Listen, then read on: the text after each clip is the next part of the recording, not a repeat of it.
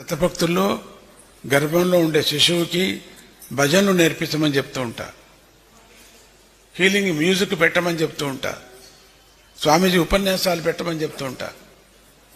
కొంతమంది పిల్లలు పుడుతూనే స్వామీజీ వాయిస్ వింటూనే అంటూ ఉంటాయి. ఎందుకంటే అభ్యాసం అవి 5 నెలల నుంచి 9 నెలల వరకు 8 నెలల వరకు అభ్యాసం అది.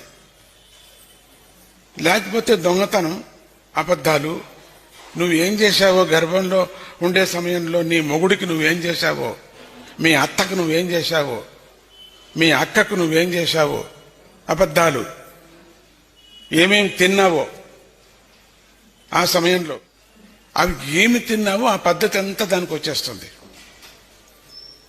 ఎందుకో ఇట్లా పుట్టి మా అబ్బాయి ఒకడే ఇట్లా అయిపోయాడంటే నువ్వు జ్ఞాపకం చేసుకో, నీ గర్భంలో ఏం చేశావు, నీవు సాక్షి, నువ్వు నీకే సాక్షి. నువ్వు అప్పుడు దెబ్బలాడావు, అబద్ధాలాడావు, మోసం చేశావు, వచ్చేసింది గర్భంలో, పట్టుకుంది. ఇది మన ఇంట్లో పుట్టేవాడు వాడే, అటువంటి పిల్లనే పుడుతుంది.